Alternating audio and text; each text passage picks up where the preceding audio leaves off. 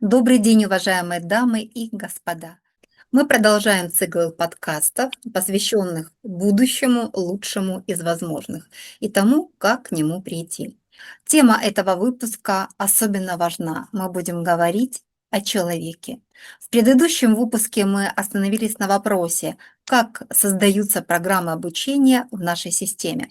Но, готовясь к сегодняшней встрече, пришли к выводу, что крайне важно вначале ответить на более фундаментальный вопрос, для чего эти программы разрабатываются, в частности, программы курса формирования личности и программы духовного развития, а уже затем как.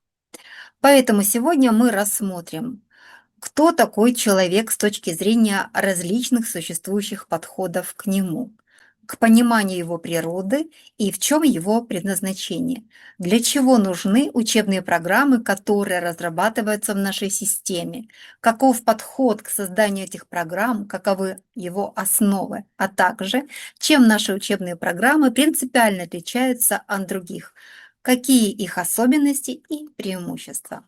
Веду подкаст я, Лазырко Елена Егоровна, трансперсональный психолог, духовный целитель, бизнес-коуч. И я с огромным удовольствием представляю вам научного руководителя авторского научно-учебного центра и Академии формирования личности академика Миании Михаила Юрьевича. Добрый день. Здравствуйте. Уважаемый Михаил Юрьевич, темы и ключевые вопросы уже представлены. Пожалуйста, если возможно, раскройте тему в целом, а если останется время, надеюсь, вы ответите на ряд уточняющих вопросов в конце. Спасибо за тему, за вопрос. Надеюсь, что мы успеем вложиться в ближайший час. Если нет, то перенесем на следующий раз, потому что, конечно, тема очень объемная. И если говорить о будущем, то основное, что будущее определяет, это знание, да, то есть, которое накоплено обществом. Это человек, да, который формируется на основе этих знаний, каким он должен быть в будущем. Ну и само общество, как оно устроено, как оно работает. Дальше уже, выходя на улицу, что мы будем видеть? Дома, улицы, да, города, парки, все остальное. То, что касается человека. Первый блок вопроса, прежде чем говорить об учебных программах, это отношение к человеку. Потому что в различных системах, понятно, что мы не будем говорить очень подробно, да, а вот если максимально обобщить, то в зависимости от подхода, отношение к человеку будет совершенно различное. По крайней мере, можно выделить три ключевых направления, как общество, да, или какая-либо школа смотрит на человека. Это то, что соответствует науке и материализму. Первый. Второй — то, что соответствует религиозному подходу. И третье — то, что соответствует, в данном случае нас будут интересовать эзотерические профессиональные школы. Да, то есть где отношение к человеку, оно максимально глубокое и профессиональное. То есть научный подход, понятно, что он сейчас доминирует. Да, в свое время религия отправляла ученых на костры, потом демократия победила, отправила религию за пределы государства, и она живет самостоятельно. И вместе с религией убрала основы нравственности и вообще понимания духовного мира. И открыла двери для порока. Подход современной науки в основном, не всегда, но в основном. Человек — это физическое тело. Само общество как устроено современное?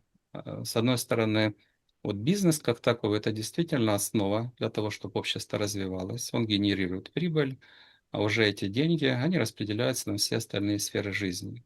На образование, на все остальное, куда общество потом эти деньги тратит. Но из-за этого подхода фактически основное, что остается для человека — я тело, поэтому основные потребности — это зарабатывать и тратить, и все. Зарабатывать и тратить, получая там те или иные удовольствия, которые человек может испытать за свою там ограниченную жизнь. Поэтому с этой точки зрения сами подходы к обучению, они будут направлены на решение этих задач. Как заработать и как потратить, и как получить удовольствие от жизни.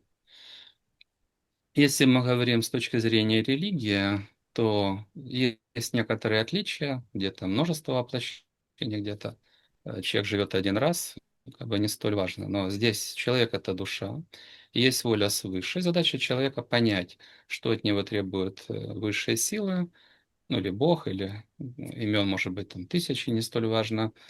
Как себя выстроить в соответствии вот с требованиями духовного мира, да, в соответствии с требованием высших сил.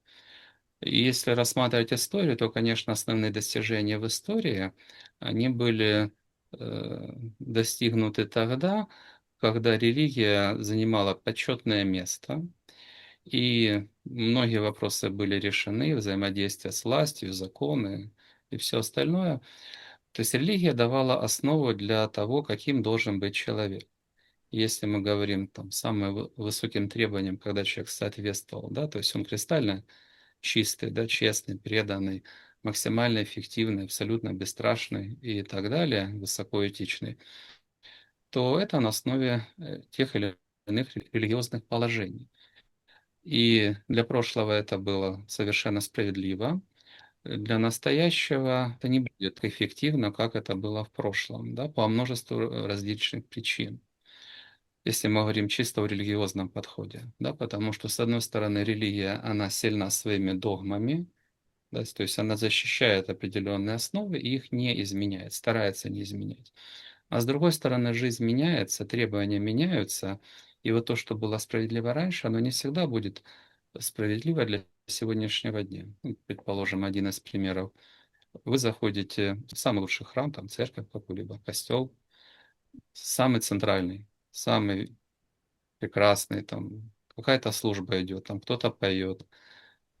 И представьте, если человек заходил в этот храм лет там 200, 300, 500 назад, это самое прекрасное, что он видел, самое лучшее, что он слышал, это самое сильное состояние, которое он испытывал. Сейчас человек приходит домой, включает современный телевизор, классную акустику, и в большинстве случаев он испытывает гораздо более сильные состояния, да, переживания, чем это он получает в храме. Тем более, что если те, кто там сейчас не служит Богу, а работает, они просто, ну, они работают, они за это получают деньги, для них это обязанность, они более-менее профессионально что-то исполняют, но там нет глубокого отношения, чувств, энергии, вот что они передают. Да? Как правило, этого уже нет, это сильно отстает. И ну, когда мы там путешествуем, то, конечно, одно из любимых мест — это различные храмы и общение с силами, которые там присутствуют. Но они, собственно, говорят: ну да, мы то понимаем, что вы делаете, все это правильно, хорошо, а что мы можем сделать с людьми? Да, вот жизнь такая, что со служителями, что с людьми, которые в церковь приходят. Да, если раньше каждый правитель, он приходил для того, чтобы получить наставление, покровительство, совет, а сейчас им это все не нужно. Да, они зарабатывают в основном деньги или там какие-то свои интересы реализуют. Поэтому религия — много прекрасного, но жизнь меняется, и не всегда это будет максимум. Да? Есть различные другие вопросы по религии. Предположим, все же учения мировые, да, религиозные, они созданы каким образом? То есть люди, получившие дар общения с тонким миром, они записывали свои откровения, да, то есть все они обладали способностями. А сейчас почему-то во многих случаях религия выступает против раскрытия у людей способностей. Да? Тоже это противоречие. Да? Если ваши святые, провидцы и так далее, они святые, потому что могут передавать знания с тонкого мира, почему раскрытие способностей, когда другие люди могут общаться с тонким миром, почему-то это оказывается плохо? Да, это тоже противоречие. Понятно, что религия много прекрасного, много вопросов, которые можно там обсуждать. Но плюс, что есть духовное начало, но своего рода это не полные знания о духовном мире, и это не те знания, которые активно развиваются, так, чтобы они соответствовали и современным требованиям, и будущему. Третий подход, третье направление — это именно профессиональная школа, да, эзотерический, потому что, ну, скажем, не профессиональный профессиональные, ну, начальная группа, подростковая, ползунковая, ну, как бы нет смысла говорить. Если мы говорим о профессиональных школах, то сам подход к человеку какой? Религия, верим, что есть душа и какие-то высшие силы, то профессиональная школа, в подробностях нужно понимать, если душа, как она устроена, если силы, то какие, за что они отвечают, как с ними разговаривать.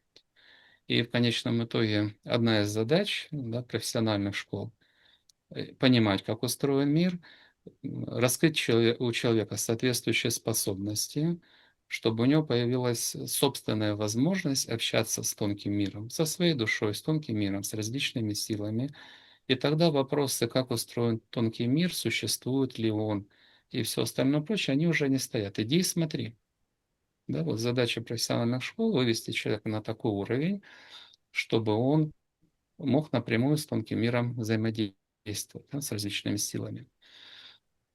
Исходя из этих подходов, что желать человеку? Да, если это материализм, наука и современное общество, как заработать и потратить, ну и получить удовольствие. Это ради чего создаются различные учебные программы. Да. Если религиозная, то это своя система подготовки, свои требования. Они, как правило, в позитивном русле. Ну, дальше подробности, чем одно отличается от другого. Если мы говорим о подходе профессиональных школ, наш подход немного отличаться будет, но он в этом русле, да, то подход к человеку немного другой, и, соответственно, какие цели могут быть поставлены, они также другие. Да, то есть, если есть возможность напрямую взаимодействовать с тонким миром, с его самыми высокими позитивными покровителями, то, собственно, а что нужно для человека, эти вопросы можно напрямую ставить и напрямую, да, получать на них ответы. Да. Для чего человек вообще предназначен? По большому счету, Земля — это что? Учебный класс. Человек множество раз воплощается, чтобы шаг за шагом полностью раскрыть тот потенциал, который заложен у него в душе. Да? Если религия один раз, там, предположим, воплотился, ну что успел, то твое. Да? Если это эзотерика, если это множество воплощений, все, что заложено в человеке, по большому счету, если вы что-то знаете, что умеет один, то по большому счету может каждый. Да? Это заложено в душе. Только один прожил немного, он успел раскрыть небольшую часть своего сознания, другой прожил множество воплощений, да, прошел множество воплощений. У него те или иные способности реализованы в гораздо большей степени. Да? Поэтому, исходя из того, как мы видим человека, ставятся соответствующие задачи. Ну, по подходам можно немного детализировать, потому что если мы воспринимаем, что человек — это физическое тело, огромное число возможностей сразу отсекается. Да? То есть нет возможности общаться с тонким миром, нет возможности заглянуть далеко ни в прошлое, ни в будущее. В целом, все, что касается духовного мира, оно исчезает. И последствия, с одной стороны, вот развитые страны, да, в материальном плане вроде бы неплохо, но максимальное число самоубийств, там, депрессии, апатии, одиночества — это тоже оттуда же.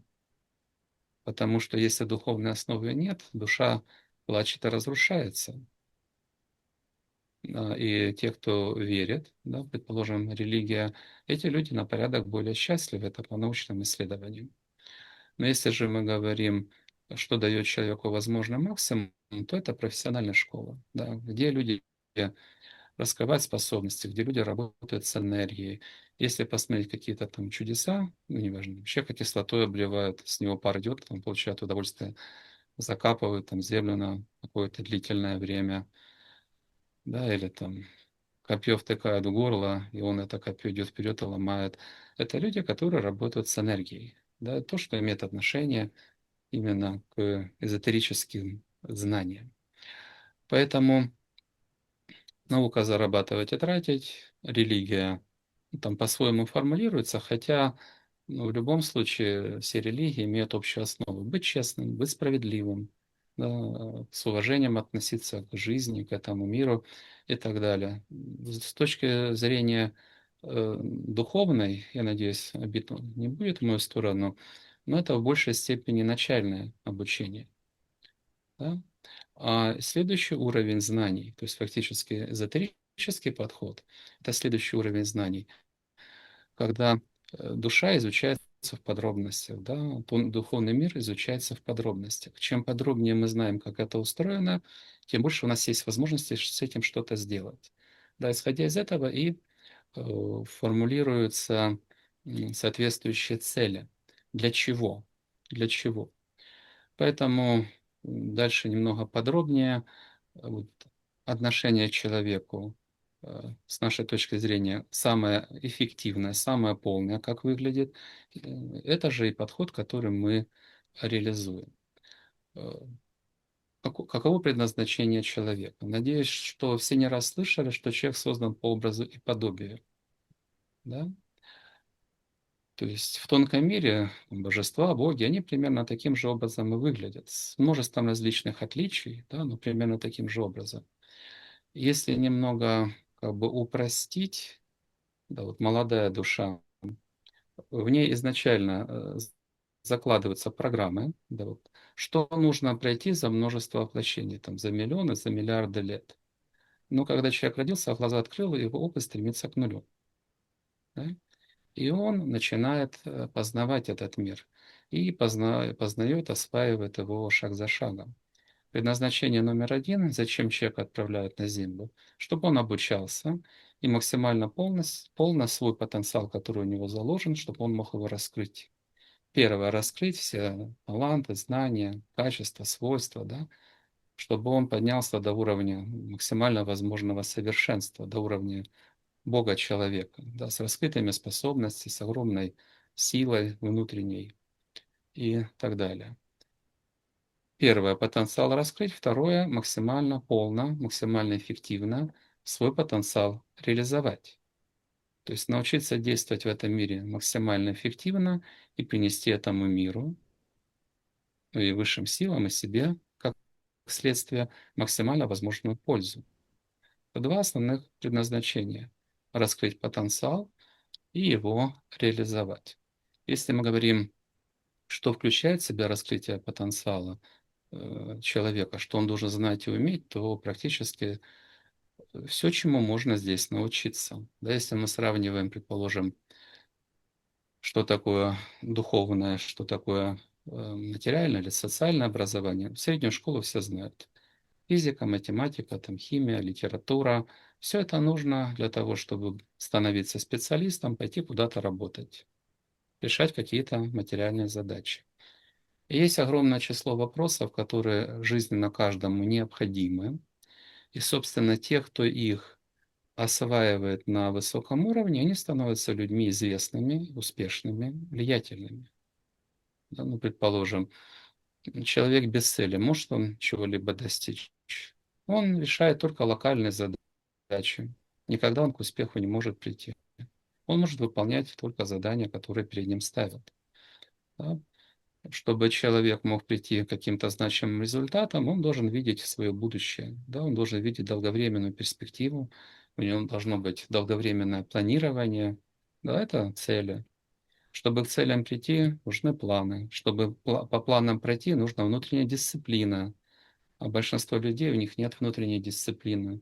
Они реагируют только на внешние обстоятельства, на угрозу увольнения, остаться там без зарплаты, на это они реагируют. Внутренней воли, собранности у них нет, чтобы прийти к цели. Там, по взаимоотношениям, как находить, не терять друзей. Это же множество свойств. Да? Как быть интересным, как быть энергетичным, как быть позитивным. Не нытиком, не занудой, не висюлькой, не скандалистом. А это все проявление негативных свойств. Да, что такое развитие, да, реализация предназначения, раскрытие потенциала, это развитие. Да? От всех негативных составляющих уйти, да, попрощаться с ними, со слабостью, с ленью, с обидами. Все, что со знаком минус. Все, что со знаком плюс, реализовать. И для чего? Для того, чтобы во всех сферах жизни человек был и счастливым, и эффективным. Причем сначала счастливым, то есть максимально позитивным, максимально заряженным, а потом успешным. Да, потому что это, если это слабый, обесточенный страдалец, какой успех? Там успехом и не пахнет. Успех предпочитает сильных. Да, сильных, позитивных, которые горят, верят, воодушевляют, объединяют, да, которые могут вложить большую мощность, большой заряд. Да, это как бы слабый человек и сильный. Но кто-то из рогатки будет стрелять там какими-то промокашкой, да, ну, неприятно как бы, но отскакивает, никакого вреда. То ли это снаряд там 152 миллиметра пробивает танку в лоб, да, предположим. Это вот мощность человека. Поэтому у одного результаты печальные, у другого масштабные. Какую мощность развивает человек, как быть сильным, а как набирать энергию, как держать себя в тонусе, да, как управлять собой. Поэтому по всем сферам жизни что нужно знать и уметь, каким законам это подчинено. Да, как правильно оценивать себя, потому что если вы не рассчитали силы, ну, вы будете проигрывать. Недооценивайте себя, вы будете заниматься, что-то делать, и вам будет печально, потому что у вас здесь, там, неважно, высшее образование, а вы выполняете задачу для 3 класса. В чем радость? Никакой радости нет. Да? Поэтому огромный круг вопросов, да, и в том числе управлять состоянием, находиться в позитивном состоянии. Что такое чувство? Как их защищать, развивать? Все, что касается жизни на Земле, вот это входит в духовную сферу. Да? В том числе конкретное воплощение, для чего родился человек, какие задачи перед ним поставлены свыше, да, как на это выйти, как попрощаться с старыми проблемами. Ну, предположим, человек обиделся, его это гложет и гложет, он зеленеет, лицо перекашивается. Кому-то этого хорошо. Никому от этого не хорошо. Да? Нужно уметь прощаться с этими проблемами. Да? Поэтому для чего нужны программы? Первая задача, чтобы человек мог прийти к совершенству. Все лишнее убрать, все, что мешает, и все, что в нем заложено, раскрыть. Да? Это развитие. Из этого же следует готовность к жизни. Да? Опять же, самореализация, взаимоотношения, времяпрепровождение, свободное время, как его потратить и получить максимум пользы. Большинство ж людей скучно живут. Чтобы радоваться, радоваться долго, радоваться сильно, радоваться много. Человек должен быть тренирован. Это тоже, можно сказать, мышцы души. Или способен к наслаждению. Ну или по статистике, когда там мы подводили, большинство жителей нашей страны улыбается 2 раза в день. Да. Ну, кто-то больше, кто-то вообще не знает, что такое радость. Да? А это то, что нужно нарабатывать. Поэтому потенциал раскрыть, жизнь как устроена, да? Как достигать успеха, как выстраивать взаимоотношения, собственно, все сферы жизни, каким законам они подчинены, какими знаниями обладать, какими навыками, свойствами, да, нужно владеть. Да, это то, что должны давать программы развития. Для чего? Да, быть максимально полезным человеком. Есть огромный пласт вопросов, которые касаются там, предыдущих воплощений, предположим. Вот люди же рождаются, они все рождаются изначально разные. Кто-то смеется с первых дней, минут, часов, да, кто-то плачет. Да? А почему они разные? Ну, как бы, наука говорит, в генах заложено. Если посмотреть карту мозга, где там честность, радость, страхи, там есть физиология в основном, физиология. Там какие-то процессы, связанные с этим. А состояние души и врожденные свойства — это то, что человек приносит своей душе. Это опыт его предыдущих воплощений.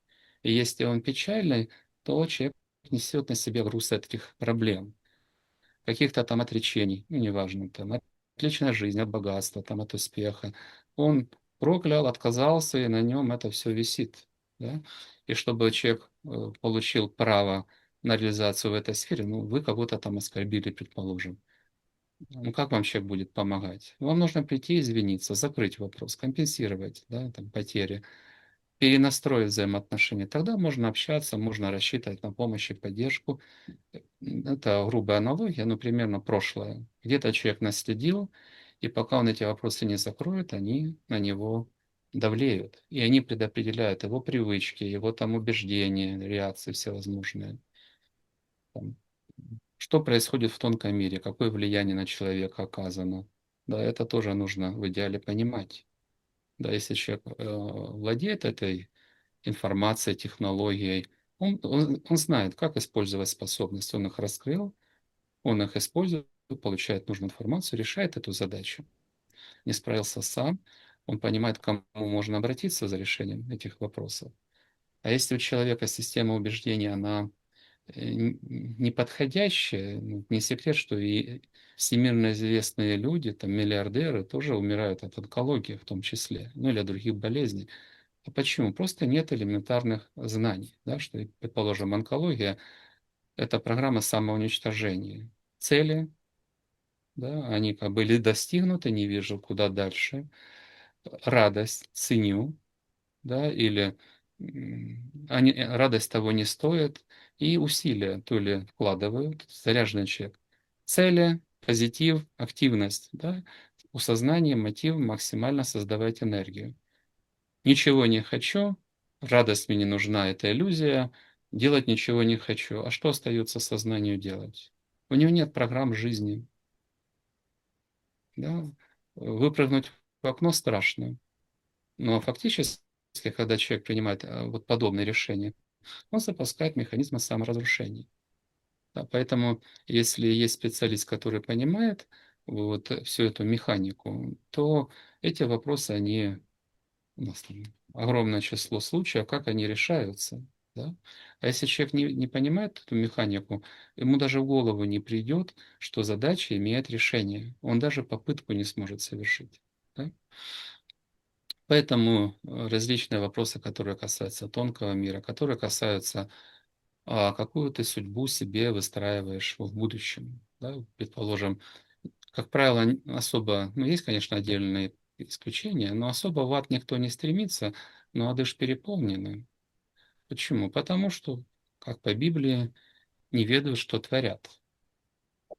Да, и оправдывая себя, человек бодро шагает, да, вниз, да, в самые неприятные последствия. Поэтому подход. Человек– это душа, в нем заложен огромный потенциал. Да, в идеале он должен подняться от первых шагов, не сильно далек там от братьев наших меньших до Бога человека, до помощника, да, высших сил, да, созидания в этом мире, сотворца, да, в идеале. Не только творец, и воин, и творец, и исследователь, и так далее. Да? И дипломат, все роли, которые для человека существуют, чтобы можно было бы освоить. Понятно? Не сразу, но шаг за шагом. Поэтому для чего? Максимально полно раскрыть потенциал во всех подробностях. Вот полная система– это система, которая охватывает все грани души и все составляющие жизни. Да? Поэтому максимально полно раскрыть потенциал своей души и дальше максимально полно его реализовать. Это задачи, которые стоят, ну, и в рамках нашей системы. В принципе, полноценная духовная система, она ставит задачи вот таким-то образом. Так, если есть вопросы по блоку, который у нас был первым, именно первых, наверное, два блока, да, это отношение к человеку, и исходя из этого, для чего нужны учебные программы. Если есть дополнительные вопросы, пожалуйста, если нет, тогда по следующим вопросам. А, Спасибо огромное, очень обширно, очень здорово. И понятно, что нужны программы, чтобы человек развивался, раскрывался. И, наверное, будет логично перейти к третьему блоку. Как же Хорошо. программы создаются? Да. Спасибо. Ну, программы учебные, если говорить в целом, они создаются по-разному, да, поэтому они совершенно разного качества, да, разные учебные заведения тоже они имеют свои там различные рейтинговые оценки. Если там после распада Советского Союза создавались частные вузы и висит программа учебная, то в ряде случаев из лоскутов как-то шили, что нашли, то и шили, и какая-то такая программка и получилось. Не всегда эти части, они взаимодополняются, стыковываются. Да? И такое ощущение, она как бы немножко расползается, трещит по швам. Есть, с одной стороны, общие принципы, там, от простого к сложному. И в большей степени, наверное, есть смысл говорить о том, как в разработке учебных программ наш подход отличается от других. То есть в чем он принципиально отличается, да? Поэтому по принципиальным отличиям. Э, Мы сказали, да, человек-душа. Что из этого следует с точки зрения разработки программ? А как в человеке закладывается потенциал? Да, то есть вы не можете себе раскрыть то, чего в душе не заложено. Ну, в душе не заложено, в теле не заложено. Ну, предположим, не заложен хобот, как у слона, да? Можно, конечно, пытаться его отрастить, решить может, да? Но вот так, чтобы он вырос, как бы не получится. Точно так же в душе. И в теле не получится, и в душе не получится. Того, что не заложено, вы не раскроете. Да, потому что любое качество, любая способность — это те или иные системы, которые заложены изначально. Мелкие там, может быть, они и не видны, более крупные какие-то системы, они в душе как зернышки, да? Когда создаются условия, человек поднимается до уровня понимания тех или иных вопросов. Ну, грубо говоря, почву посадили, водичкой полили, солнышко светит, температура подходящая, да, растение растет. Да? Точно та же система человека при достижении определенных условий, она начинает раскрываться, и вы получаете, ну, неважно, способности, таланты, чувства, ну, что-либо еще, там, подробности. Да? То есть все, что у нас есть, оно закладывается изначально. Если мы говорим о развитии, то здесь желательно представить такую картинку, ну, наверное, человечка с изображением чакры видели все. Да? Практически никто не может толком сказать, что такое чакра, детально, внутри. Но с точки зрения связи с нашими программами, какая закономерность? Вот если представить, давайте, может, чуть в сторону, э, один из основных показателей, первый основной показатель развития — это уровень развития. Мгм. Самый упрощенный подход — это что?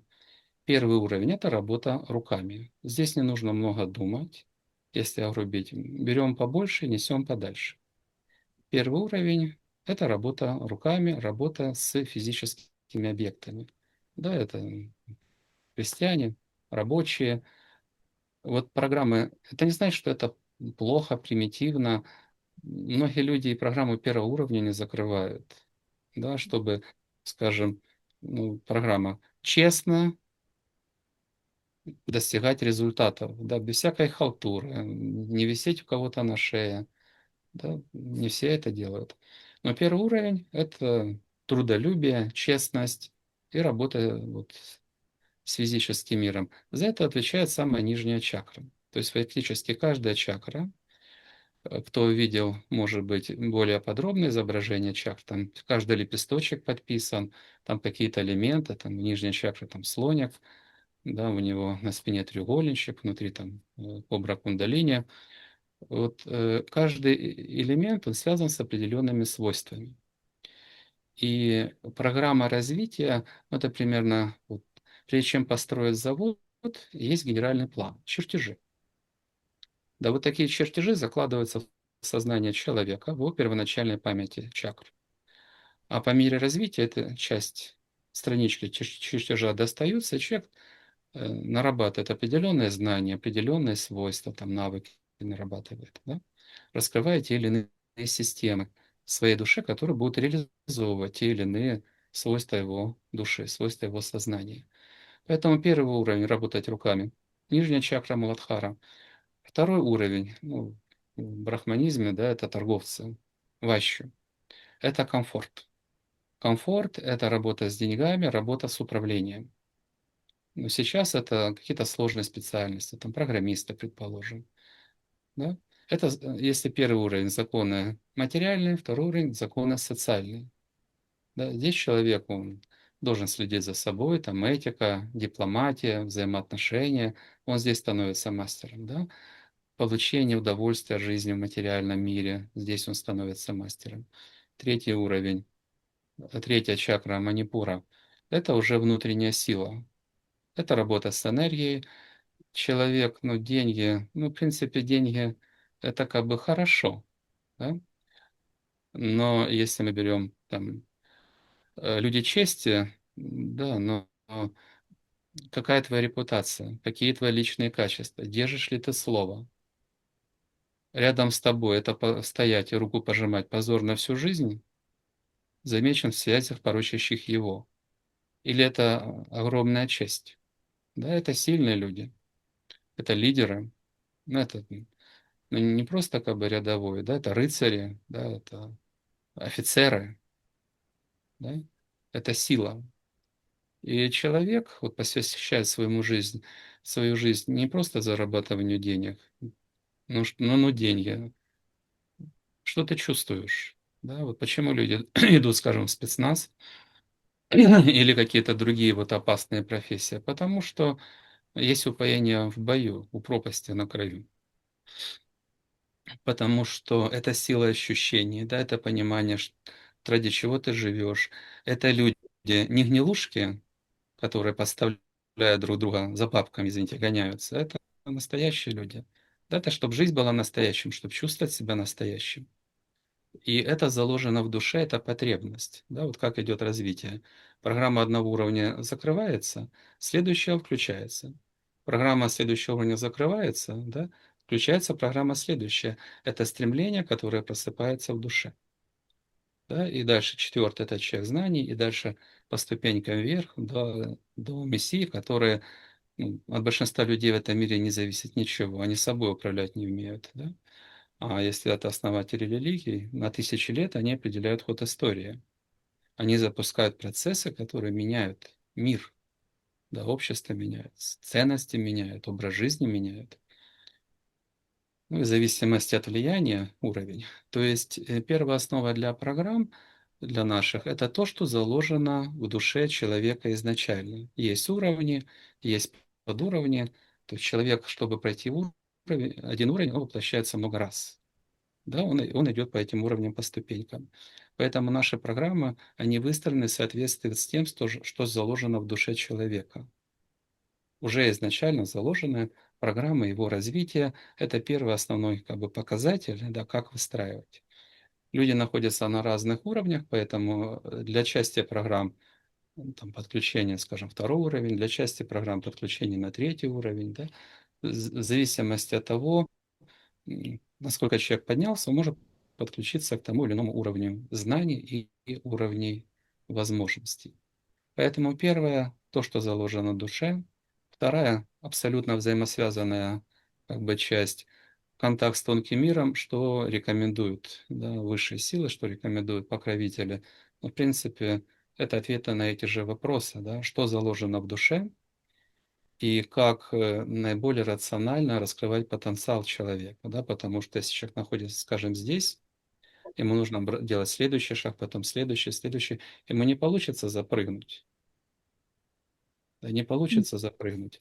Почему большинство людей, скажем, посещают занятия по успеху, они становятся успешными, да, потому что успех, предположим, для людей там такого-то уровня, неважно, четвертого, да, если информация подается этого уровня, а человек находится ниже. Он слушает, ему даже кажется, что он понимает, но не понимает и не сможет этим воспользоваться. Да, по множеству причин, предположим, что такой уровень развития, если сравнивать с компьютерами. А какое быстродействие вашего компьютера? Что допотопный компьютер будет обрабатывать годами, современный сделает за секунду. Поэтому человек более высокого уровня, он решение принимает быстро,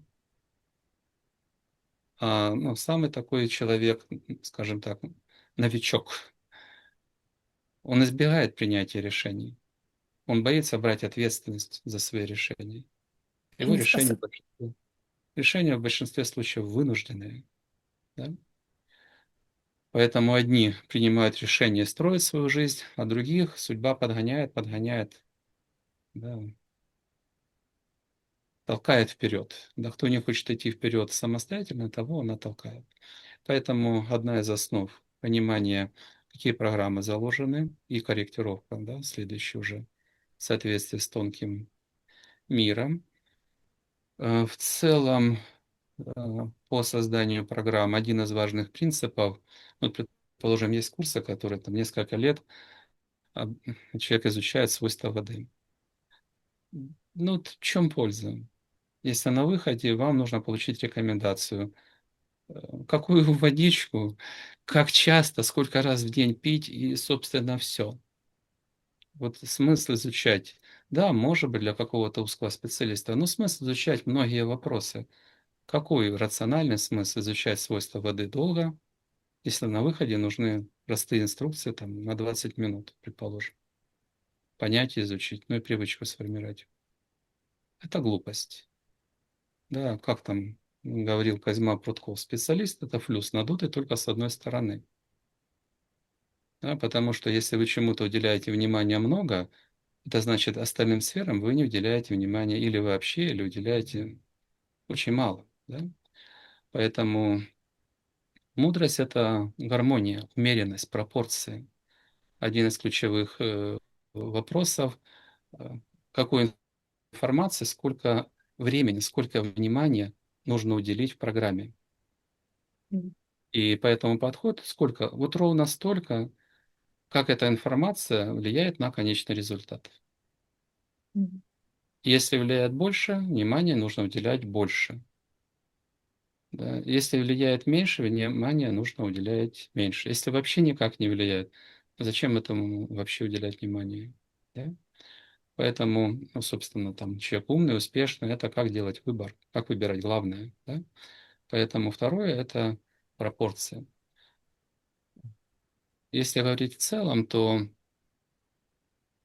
наша программа делится на две части. Это личностный рост и духовное развитие. Личностный рост, там мы не рассматриваем, как устроена душа, там, на уровне энергии, там, общение с тонким миром, но мы в любом случае берем духовные основы, позитивные ценности и рассматриваем все вопросы с точки зрения логики. Да, с точки зрения логики, с точки зрения позитивных, негативных ценностей, с точки зрения причин и следствий. И человек, идя по программе личностного роста, вот как личность, да, свои духовные составляющие, он, конечно, на порядок обновляет, усиливает, да, но при этом можно сказать, что как таковой духовный мир мы глубоко и не рассматриваем. Мы рассматриваем законы причин и следствий. Да? Если мы берем программы духовного развития, то здесь нам нужно знать на уровне энергии, на уровне энергосистем, как устроена душа, тонкий мир, как они взаимодействуют, все вот эти механизмы. И в том числе, чтобы этим можно было бы эффективно пользоваться, как раскрываются способности. Да? То есть в большинстве случаев, там есть книга «Раскрытие третьего глаза». Да? Человек 30 лет изучал, как раскрывать третий глаз, так особо ничего не понял. Не, он что-то описывает, там, натягивание тетивы. Э, Если мы говорим о профессиональном подходе, что такое способности, любые свойства души? Первый вопрос. На уровне энергосистем, как это устроено? А если это энергосистема, где центр управления, как передается информация, откуда берется энергия, по каким потокам она передается, как отрабатывают различные элементы, да? Поэтому нужно понимать, как устроена та или иная способность. Нужно понять, ее сейчас что-то угнетает, предположим, использование способности во зло. Ну, карма высшей силы блокирует способности, наказывает человека. Зачем тебе раскрывать способности дальше, если ты уже бед натворил? Очисти свою карму, да? Поэтому, чтобы способности можно было бы раскрывать, нужно очищение, убрать кармические воздействия, различные нарушения. Нужно подняться на соответствующий уровень энергии. Поэтому одна из ключевых задач– это накопление энергии. Набирать, сохранять, правильно использовать, чтобы энергия росла в любом процессе. Если энергия растет за счет, не растет, ну, дорогой, ты разрушаешься, рассыпаешься, труха сыпется. Да? Поэтому как сделать, чтобы энергия росла? Да, чтобы был избыток энергии. Если избыток энергии, есть что потратить на раскрытие способностей. Если энергии не хватает, и то, что есть, будет теряться. Память будет слабеть, зрение садится, походка будет шаркать. Да? Энергия, когда растет, то функции человека, они раскрываются, да? Растут, работают лучше, и есть основания для раскрытия новых способностей. Когда система перейдет в порядок, их ничто не ломает, они восстановились, энергии достаточно, тогда технология. Как способности раскрывать. Делай раз, делай два, делай три. И это самое простое, да, более сложно это очищение, более формирование позитивных ценностей, да, умение слова держать, и, решение задачи энергетического обеспечения. А техническая сторона, когда вы понимаете, как прибор работает, вы достаточно просто им управляете. А когда вы не понимаете, с чем вы имеете дело, начиная от того, что это не существует, ну и заканчивая всякими глупостями, да, неэффективные действия. А поэтому следующая составляющая, что часть работы направлена на раскрытие способностей. Да? А когда способности раскрываются, у человека появляется возможность общаться с тонким миром, со своей душой, то нужно научиться чему? А что это означает, то, что мы видим? Вот вы попадаете в Китай, там все в иероглифах. Что это означает? Да? Если вы не знаете, что такое, ну, можно перепутать аэропорт с мусоросжигающим заводом, предположим. Да? Не влезая в Бьота, и, пожалуйста, ресторан, там, вкусная, здоровая пища. Поэтому как научиться понимать то, что человек видит, да? С кем общаться, с кем не нужно общаться, и почему, какие глупости не нужно совершать. Да? Ну, как там? Ну, если человек глуп, да, то как же его не обмануть? Ну, для некоторой части жителей тонкого мира, как же не поживиться? Ну, как бандиты, да? Без лоха жизнь плоха. Да, как не попадаться, да, пардон, как не попадаться на различные вот такие провокации в тонком мире. А когда человек, он подготовлен, он четко понимает позитивная система ценностей, негативная система ценностей, что правильно, что неправильно, тогда это перед ним открывает огромные возможности. Поэтому следующий вопрос, а как пользоваться этими возможностями? Да, как находить причину проблем, как находить правильные ответы, кто может быть покровителем, с кем нужно прощаться навсегда, держаться подальше. Да? И, и как бы есть общая программа. Одна из задач по нашим учебным программам — это в том числе механизм, а как выйти на программу личного роста, да? Потому что есть общее строение души человека, но у каждого есть свои индивидуальные особенности, есть свои кармические задачи, есть свой груз проблем, который человек тащит. Да? Поэтому, а как выйти на личных покровителей, выйти на персональную программу обучения, вот то, что не хватает, на решение своих задач. Да? В двух словах, это одно из ключевых по формированию самой программы. А отдельно уже вопрос, ну это с одной стороны формирование программы, но в большей степени уже уходит, чем наша учебная программа принципиально отличается от других программ. Поэтому, ну, тоже в двух словах. Первое — исходная информация. Да, вот, если упростить, это уровень знаний, которым в данном случае владеем мы. И, в принципе, если владеют, то единица школ и в разном объеме. Да, потому что, например, большинство людей, кто хотя бы чуть-чуть имеет отношение к духовному миру, там, к эзотерике, слышали там чакры, каналы, потоки, первоэлементы, кванты, тонкие тела. Хоть кто-то может вменяемым образом ответить, что это? В большинстве случаев или никто, или мало кто, и очень в первом приближении. Да, я не помню, приводил пример, тонкие тела, что, ну, это кожа, вот кожа для тела, тонкие тела — это кожа для души. Это тоже оболочка. Что делает кожа? Предотвращает попадание чего-то лишнего извне, сохраняет внутреннюю среду. Это делает тонкое тело. Плюс оно определяет форму. То есть, посмотреть, человек внешне выглядит, ну, на поверхности это кожа. Это форма человека в тонком мире.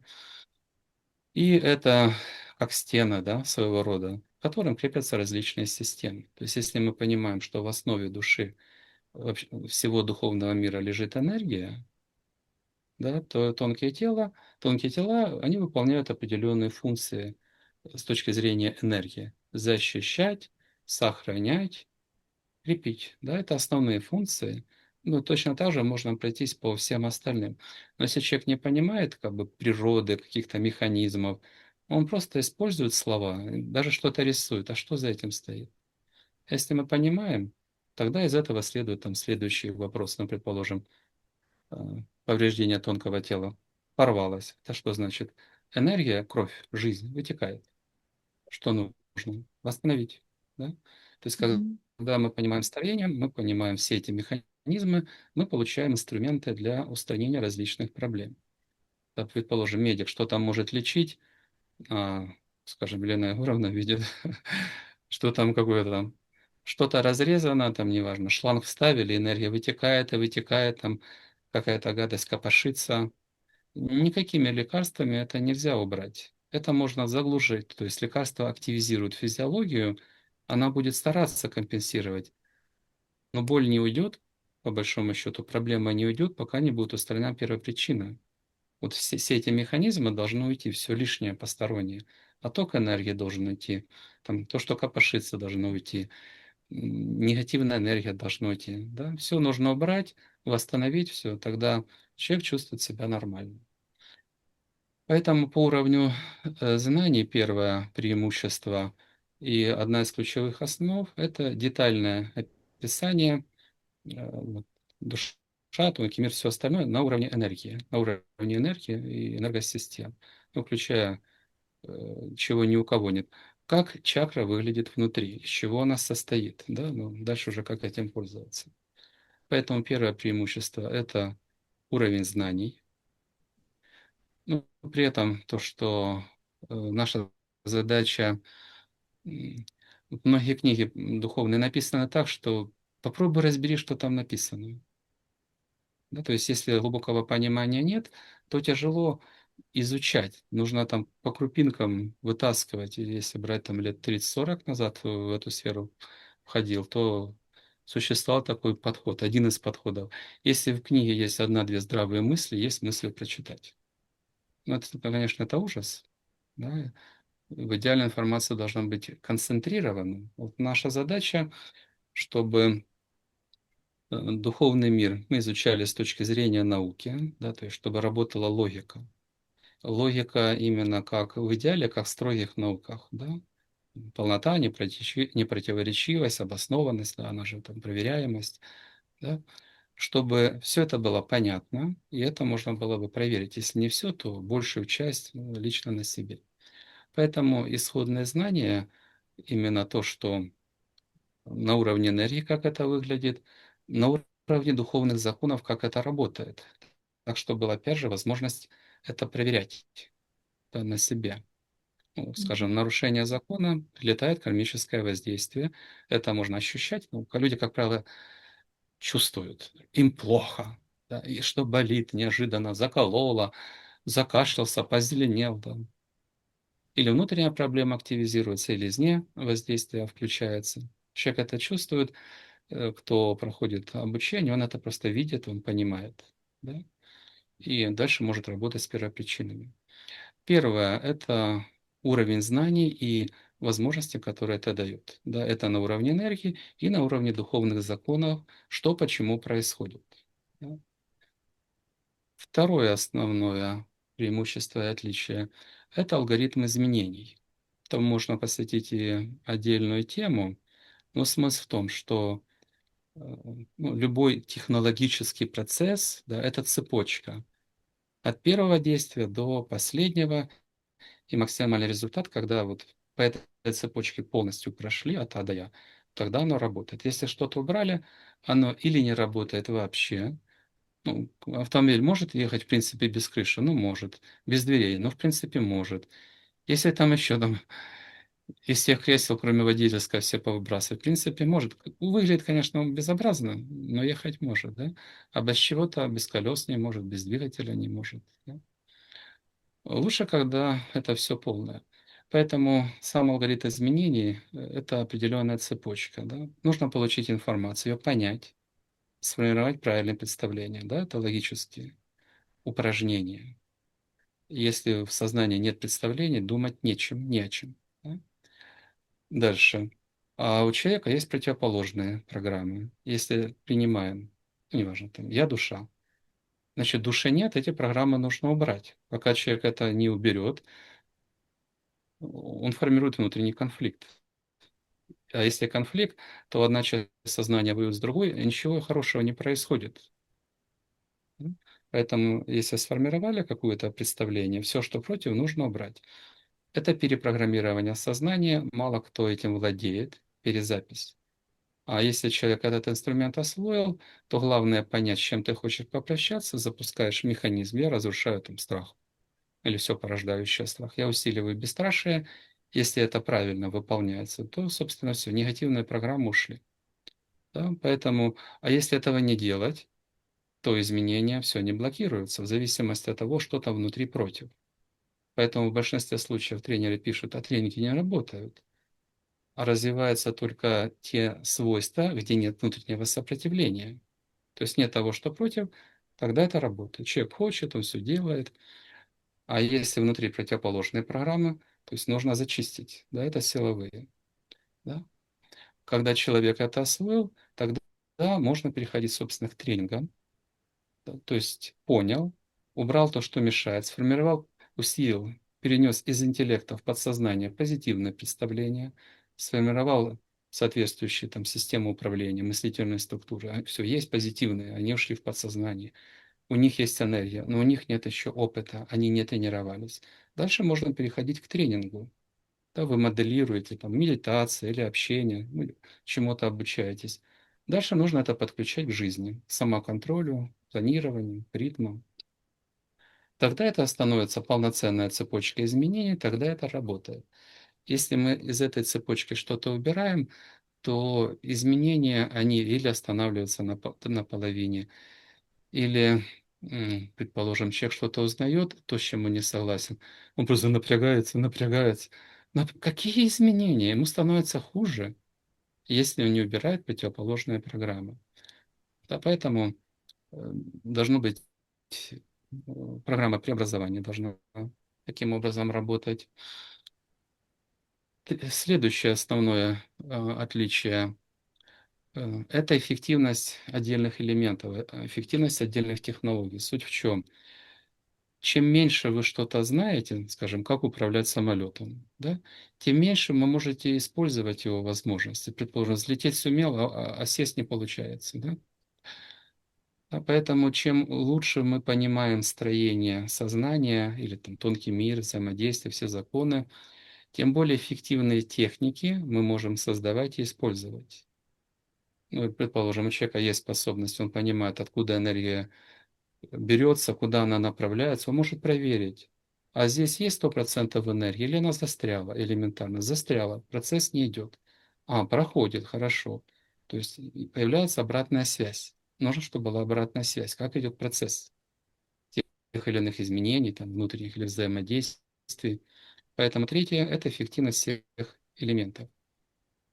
Четвертое принципиальное отличие, в двух словах уже говорили, это развитие по уровням и развитие человека по позитивности, по уровням. Но это очень трудоемкий процесс, поэтому в основном люди курсы реализуют краткосрочно, быстренько заработал и все. Но это, ну да, решать какие-то локальные задачи. А в целом качественные изменения, они же не могут быть достигнуты. Нельзя выучить английский язык за 3 дня, да, или М. какой-нибудь значимый навык нельзя, да. Поэтому мы реализуем объемные программы и так, чтобы человек по уровню мог подниматься вверх, да, чтобы пользоваться информацией какого-то уровня, там успех, 4-й уровень или 3-й уровень, да, он должен подняться для этого уровня. То есть его сознание должно быть на порядок больше и работать должно на порядок быстрее. Для этого у него должно быть мыслительных структур, мини-компьютером сознания должно быть больше, и энергии должно быть больше. И организованы они должны быть по-другому, да, чтобы эффективно решать задачи. Поэтому рост по уровням, а каждый уровень раскрывает новые возможности. И позитивность, ну, предположим, у человека куча обид, претензий, переживаний, страданий. Какие чувства, какое счастье? Как выстраивать взаимоотношения? Забудь. Для тебя это невозможно, да, пока человек не попрощается с агрессией, со страхами, там, заниженной самооценкой. Но если у него душа постоянно вот она израненная и стонет, ну, чувство — это радость. Да, поэтому нужно попрощаться с проблемами, потом говорить о радости. Поэтому одна из задач, э, ну, это ж не только чувство, любой коллектив, ну, как его можно строить на скандале? Ну, можно, конечно, но зачем? В основном-то люди будут разбегаться. Да, поэтому, если мы говорим об огромном числе там, сфер жизни, человек должен войти в позитивное состояние. Это для него счастье, и это возможность выстраивать, да, процессы, взаимоотношения на позитивной основе. Да. Вот эту задачу в полном объеме практически никто не решает. А это одна из наших задач по уровню, по позитивности. Ну и заключительная. Наша аудитория разная. Кому-то достаточно ролик посмотреть, кому-то один раз на сеанс прийти, кому-то одну тему прослушать, кому-то курс. Вот часть наших слушателей пришли для решения конкретной задачи. Там, взаимоотношения, там, личная жизнь, или здоровье, или там, самореализация. Как правило, это не решается за короткое время. Ну, предположим, кому-то год, кому-то два. Человек закрыл необходимый объем вопросов, да, вот критическую степень зла убрал, необходимый уровень внутренней там, уверенности, силы поднял, все, у него судьба пошла туда, куда ему хотелось. На этом, по крайней мере, в ближайшее время его развитие заканчивается. Да? Кому-то, ну, это основной источник наслаждения, и он понимает, что а мне как, нужно подняться чуть-чуть и на этом успокоиться, или расти, расти, как душа, как личность, наращивать свои возможности по судьбе. Поэтому есть возможность от минимального контакта до того, что очень всерьез и очень надолго. А наши программы это позволяют реализовывать. Наверное, это основное. Мы почти во времени уложились, и я надеюсь, что я достаточно полно все ключевые вопросы раскрыл. Да, пожалуйста, Елена Егоровна. Да, спасибо огромное, Михаил. Ну, прям ощущается, что хочется задать один такой вопрос, может быть, кратко. Возникает вопрос, как определить человеку свой уровень и как долго переходить из одного уровня в другой человеку? Сколько времени понадобится? Ну, определить, мы говорили, это социальное положение человека, да, то есть человек кем-то является, и он себя в зависимости от к чему он стремится и кем является, да, какими знаниями, навыками, свойствами обладает, там он себя реализовывает. Да. Поэтому, если для программа эзотерического развития, ну, это уровень реализации должен быть ощутимо выше среднего. Или студент, умный человек, если он умный, да, или выше среднего, то есть он себя реализовал. Но человек может находиться в той или иной позиции не всегда, что он, не потому, что он на этом уровне находится. Ну, иногда ему не хватает некоторых вопросов, которые являются якорем. Ну, Мгм. предположим, куда-то вы там в Гималайи летите, а у вас, ну, одной справки всего не хватило, чтобы вас пропустили, да. Поэтому в ряде случаев переход по уровням — это закрытие недостающих вопросов, но это больше на индивидуальных консультациях с нашими целителями. Ну, пожалуйста, с вами в том числе, если есть, кого волнуют подобные вопросы. Ну а в целом нецеленаправленное развитие, когда развитие идет как бы, ну, как растение, человека пересадили из одной семьи в другую, да, из одной социальной среды в другую, так постепенно повышая их требования, там, свойства, то большинство людей растут вот так. Если же он идет по пути развития целенаправленно, то вот скорость развития может быть на порядке выше. Поэтому наша задача, конечно, выйти на максимальные показатели, но дальше это зависит от потенциала самого человека. С одной стороны, потенциал, а с другой стороны, как он использует этот потенциал, да, его ответственность, его Мгм. обучаемость, его там тщательность выполнения тех или иных рекомендаций. Да, пожалуйста, надеюсь, ответил. Да, спасибо огромное. Конечно, эта тема для очень глубокого погружения, очень интересно. Спасибо, спасибо. Вот каждая часть, она дает отклик, и я надеюсь, дамы и господа, что у вас есть запросы, вопросы, Пишите в комментарии, что вам было интересно, что хотели бы еще услышать. Обязательно мы постараемся все собрать и отдельные выпуски дать ответы. Еще очень хочется вам порекомендовать пройтись по ссылочкам и более подробнее познакомиться с программами развития по курсу формирования личности, как программами развития по курсу «Основные духовные практики». Есть что посмотреть, почитать. Добро пожаловать. Я надеюсь, мы наполним наше сообщество нужной информацией, которая будет востребована вами. Михайлович, спасибо огромное. Очень было познавательно, и каждая часть была очень важна. Ибо всем всего доброго и успехов на пути. Дамы и Спасибо. господа, с вами прощаемся. До новых встреч.